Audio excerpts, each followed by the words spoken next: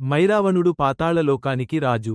గొప్ప మాయావి మరియు కాళికాదేవికి పరమభక్తుడు. రావణుడు యుద్ధంలో కుంభకర్ణుడు, ఇంద్రజిత్తు వంటి వీరులను కోల్పోయినప్పుడు రాముడిని అంతం చేయడానికి మైరావణుడి సహాయం కోరతాడు. హనుమంతుడు తన తోకతో ఒక పెద్ద కోటను నిర్మించి దాని మధ్యలో రామలక్ష్మణులను ఉంచి రక్షణగా ఉంటాడు.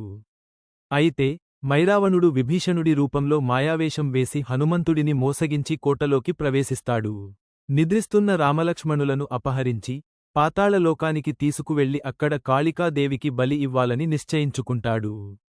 రామలక్ష్మణులు కనిపించకపోవడంతో హనుమంతుడు పాతాళలోకానికి బయలుదేరుతాడు. మైరావణుడు పాతాళంలో రామలక్ష్మణులను బలి ఇవ్వడానికి సిద్ధమవుతాడు.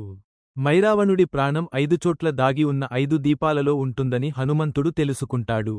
ఆ 5 దీపాలను ఒకేసారి ఆర్పితేనే మైరావణుడు మరణిస్తాడు. అందుకోసం హనుమంతుడు పంచముఖ ఆంజనేయుడి అవతారాన్ని ధరిస్తాడు. హనుమంతుడు తూర్పు ముఖం నరసింహ, దక్షిణ ముఖం గరుడ, పడమర ముఖం వరాహ, ఉత్తర ముఖం హయగ్రీవ, ఊర్ధ్వ ముఖం ఈ 5 ముఖాలతో 5 దిక్కుల్లో ఉన్న దీపాలను ఒకేసారి ఊది ఆర్పేస్తాడు. తద్వారా మైరావణుడి శక్తి నశించి హనుమంతుడు అతడిని సంహరిస్తాడు.